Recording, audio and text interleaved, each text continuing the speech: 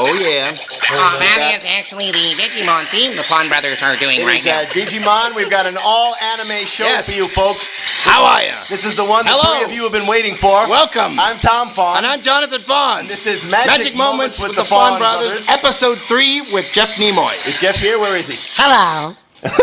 Jeff, we're gonna talk Digimon. about anime. Tell us about Digimon. Okay, so Digimon, Bob Buckholz and I. Bobby Bucky. Yeah. Shout out. Yeah, Shout out thanks. to Bobby Buckholz. We turned it down first. A writing gig on it. They sent us a videotape of it. Remember video? Daddy, what's a VHS? What's a Jeff VCR? Burns is like, what's a videotape? Shout out to Jeff Burns and his hair. Good. So they sent us the videotape, and we looked at it, and we went, who's going to watch this crap? And we were like, forget it. We're turning this down. This is going nowhere. We're not going to be embarrassed from this whole genre. And we went on, and we did Run Lola Run instead. We dubbed Run Lola Run. Wasn't that a show with the dog? German movie. And I was great German Run movie. Joey Run, which was a show on Saturday morning. And then when that movie was over, we were like, we need work. I wonder if that Digimon offer is still around. And we went back, and they were like, yeah, we'd love you guys to write. What is the voice you played on Digimon? I played Tentamon, Digivolve 2, Kabuterimon. And I haven't done a lot of the anime conventions, just a couple, but I did. Played Agumon, and people still write me. And he, when I auditioned, I saw him, and he was a cute little drawing. I thought, this guy's kind of cute, so I had to clear the voice and, hey, how's it going? Pepper breath. That was his catchphrasing. Super Shocker. And I was Poi Brother number 3. Poi Brother number 3, but that's just a little bit of Hawaiian. Bit of, you and I am Hawaiian man. Aloha and mahalo. Aloha man. We have not talked a lot about, we all have anime careers, of course. We worked on many things. Mm-hmm. So, Digimon, after Bob and I started writing, soon after that, poor Wendy Lee, she went on her honeymoon. She was the main director. Wendy Lee is beautiful. I love Wendy Lee. Shout out to Wendy Lee. She was the main director, but there were a lot of backup directors. There was Michael Sorge. Michael Sorge is going to be on the show very soon. Shout out! There was Richard Epcar. Butter. Directed the shit out of that butter. And there were a few others, and and then one day, sweet Wendy, Wendy who played Lola in Run Lola Run. Oh. Poor Wendy went on her honeymoon. Yes. Right. She went to Egypt, I think. God bless her. And you stepped in. Michael Sorge was supposed to fill in. Buddy! Oh, buddy, I forgot I double booked, buddy! And Rita, at the time... Rita Acosta. Now, her birthday Rita yesterday. Magica, it was. Happy birthday. Shout out to Rita. I call her Sunshine. Anyway, she called me knowing I lived 3 minutes from the studio at the time on Witsit. Remember, on Moore Park? Of course. Studio City Sound. So she called me and said, could you fill in today? And I did. And she was like, could you fill in all week? And I did. And at the end of that week, Terry O'Malley, who was the development person and used to work for me, at Fox Kids when I was the executive producer there, she got promoted to producer. Rita took a job in a different, I think it was also development, but like a bigger job. Yeah. And Terry asked me and Bob to write every episode, and she asked me to direct every episode. How many seasons did it actually go? Well, I only did those first 2 seasons, and then we had a parting of the ways. Right. They did 3 and 4 without me. Right. And then years later, they did Digimon season 5, and Disney now owned it instead of Fox Kids. Fox Kids didn't even exist anymore. Is Digimon your most recognizable anime voice? When I die in the obituary, it'll say most associated with Digimon. As a producer and a writer.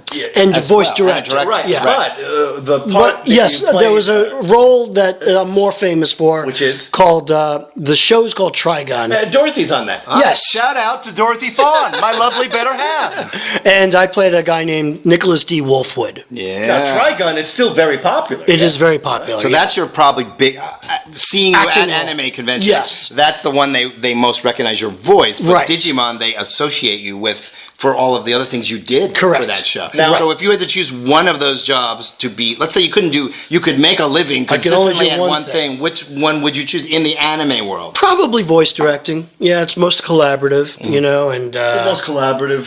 it's most collaborative. Now, speaking of, Alan Arkin as a voice director. speaking of, all right, wait for the beeps. You got 3 beeps when you talk on the 4th imaginary beep. Okay. now, Wait, they've been waiting. They've been waiting a week. What if Alan I'm not Arkin's? waiting a week What if to Alan fix Arkin's? that, but- Yes, if Alan Arkin's directing a tattoo. not again tattoo. Yes, it's fine. All right, go ahead. Okay. Can I, all right, let's just read one. Just read one line, okay? Tentaman Digivolve to Capotelliman. Okay, it's very good. Now give me one with a little more pathos. Okay, Digimon. All right, take 2. You screwed that up. Tentoman Digivolve to Capotelliman Buff. All right, very good. Moving on. Are you done yet, tattoo? We need to get back to the island. Now wait. And to drive a Cordoba. To say something. Speaking of Nicholson. Speaking of Wolfwood. Oh. Speaking of Nicholson. I heard You you want just me to made a say? movie. Wow, nice segue, Tom. Let's go. Wait, where's that bulldozer? Just came I heard in you here. just made a movie. Is that true? It has a lot to do with Wolfwood, okay? Right. Because you play a guy in the movie. Tell us a little about the script. So I wrote a movie. Don't skip no scenes. I wrote a movie recently. We filmed it recently. I didn't write it recently. Called Famish. Because when we go to Famish. Famish. Right. Because when we go to these anime conventions, we're very famous, but when we come to LA, we're not. So we're fame-ish. We're not really that. famous. I love that. It's Yeah, a com-con rom-com. Yeah, that's right. Which What is it? What? A com-con rom-com. A Comic Con rom-com. I love it. Yeah. So wait, you filmed this. It's done. Right. So- And I will just say, really, I just want to add Yes. that Jeffrey told me about he wanted to do this script, and I said, if you ever get that script off the ground, I'll be your co-executive producer.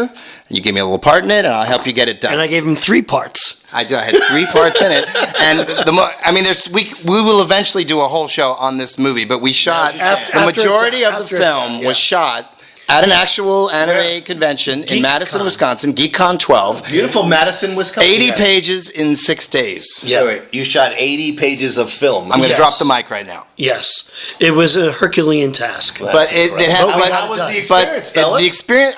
Watching Jeff as his friend, he was literally going through what the character was going through. The character, you said pathos. The Yeah. character has this complete kind of life turnaround while he's there. Well, let me I won't get say, into the part. no, I will tell you, the movie is about a washed-up voice director named Jeff Nimoy, God, the similarities. who can't get any work. His 10 years has been very stagnant, and he goes to this convention and rediscovers his fame and self-worth through the fans.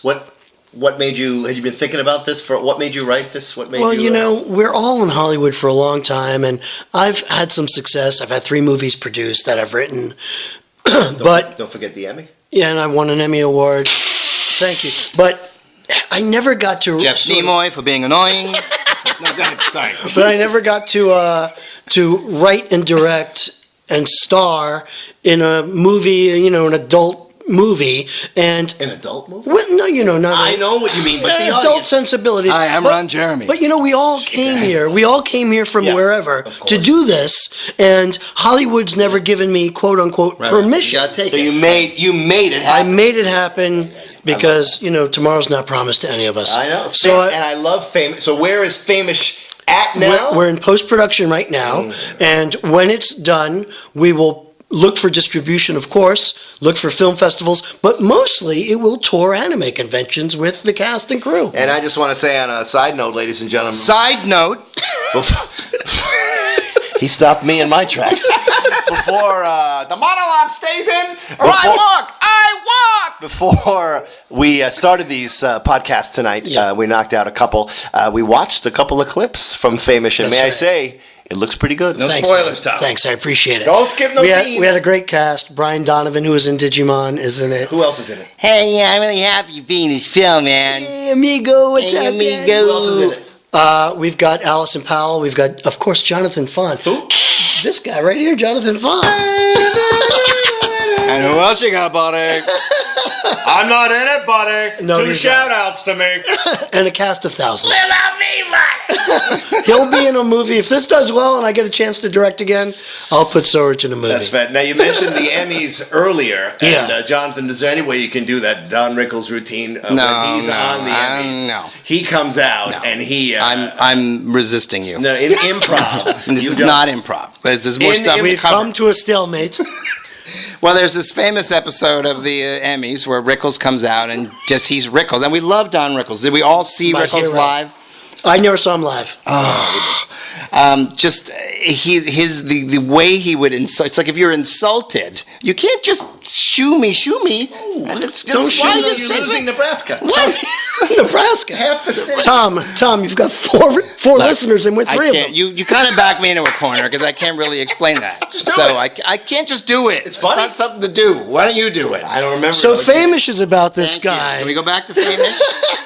Jesus. But I wrote it, I directed it, I starred in it, Right. and I produced it. And here's the thing, whether anyone sees it or not, whether it's good or not, No, it's good. I could say I did it. Yeah. You know what I mean? And I could say that when Rickles came out, okay, now I'm remembering it, he gives the announce for Best Actor in a Comedy Series. And he's not nominated for C.P.O. Sharkey, He's which kind of stepping in pisses for him Bob off. Newhart, Right. because Newhart's sick. That's right. And he says like, 1,000 gigs in town. I end up on a float in Pasadena. He goes, and the nominees are, and he goes, Alan Alda, whose father's outside saying, get me a ticket from MASH, and Henry Winkler, whose pants didn't show up. Hal Linden for being Hal annoying. Linden for being annoying. And then he goes, Jack Albertson, who said when he showed up tonight, he said, I don't care who wins, I'm just happy to be here. And tomorrow we put him in a home. For Chico and the Man, And Carol O'Connor. Carol O'Connor, my idol, Right. for All in the Family. And, then the winner is, and he goes, the Panama Canal. What? Wendell Wilkie. That's later, Wendell Wilkie. Mr. Chairman. All right, look, we're saying a lot of things here that are not important, so I just omitted them. It's our third show with Jeff Nimoy. Okay, wait, we hit covered anime. a lot Is this of a ground. record? 3 shows as a Yes, guest? it is. 3 times we a hit baby. anime. We hit his movie. Now, We hit it hard. Now, look. Well, they got the muscle. Let me hear Let's very do as quick. many What did you Godfather- win the Emmy for? For Bob Buchholz and I, for our comedic work on NFL films. So this was an NFL film blooper reel, or like what? Sort of. We took, footage of them and we took away all the sound and we would dub funny dialogue in and all kinds of sound effects and stuff. And we did that for 5 years. We were nominated for 3 Emmys and we won once. Fantastic. Boy, we're killing time. We got 2.5 minutes left. Can we fill it? Abbott Costello. Wait, let's go through. We did all that. Let's go through some of our idols. Okay, we mentioned Don Rickles. We did The Godfather. But Abbott Costello, if you grew up on the East Coast, especially in the tri-state area. Sunday mornings. Sunday mornings at 11:30, they would show a movie. And a lot of Seinfeld is Abbott and Right. Costello Yes. like. Because he loved that show so much. He wanted it on a soundstage. And Jerry Seinfeld grew up on Long Island when we grew up. I mean, Of back course. then, Yeah. Right. you watched certain shows. Well, the Abbott and Costello show was different, the same routines with some great, supporting cast members. But the greatest thing to me about that is Bingo the Chimp? no, it's the Stinky? the sound, the laugh track. Yeah. The laugh track. There is a woman on that laugh track who is screaming, laughing, and whether it's funny or not, you will start laughing because she's so contagious. Look, when I loaf, I work. Yeah, well, He comes back from working in the I bakery. got a job. You got a job? Where? What are you doing? I'm loafing. You're loafing? I'm Where? making- I'm At the making bakery. 15 cents an hour. I loaf around here all day. I don't get paid When nothing. you loaf, you do nothing. When I work, I loaf. and I've often said Bud Abbott is the greatest actor of all no time. Greatest. He You get never it, Ben. breaks. He never breaks. I learned so much from him.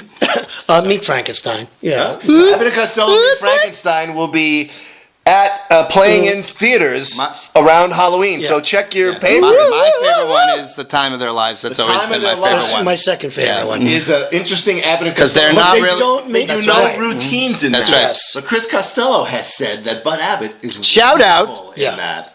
Yeah, they actually they're partners in the beginning of the film. Then Lou dies during the Revolutionary War. He's got to deliver a letter to George Washington. That's right. Ladies and gentlemen, if you're listening to us, and if you've never watched Abbott and Costello, you should go on Netflix and watch a whole movie. They're 80 minutes, 90 minutes. Quiet. Well, look, And they're Throw like, your chest we've out. talked Throw it about up. so much in 3 episodes, Yep. and we still have so much to talk about. So someday we will revisit it. But Just for right now, we will look for the movie Famous. Around New Year's Eve, there's a film that I think we all watch, and I believe it's called Radio Days. Oh.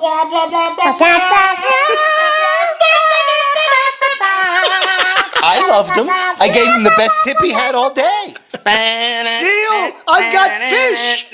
Radio Days is Woody Allen's very beautiful sentimental memories of growing up in Rockaway Beach, I He believe. did not grow up in Rockaway. though. But He grew in up that movie, Yes. it's Rockaway. Yeah. I don't know how we got. I thought we were all going to sing that theme song like we did Well, at the beginning, and that was going to be my out. But you went to my part right away. You, both of you. You're supposed to do the theme, the lead in.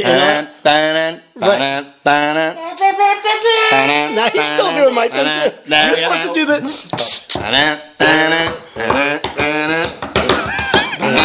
Goodbye, everybody. Jeff Nimoy, ladies and gentlemen. Syracuse, New York, you're on with Jeff Nimoy. Hello, Buzz. I'd like to talk to Jeff Nimoy.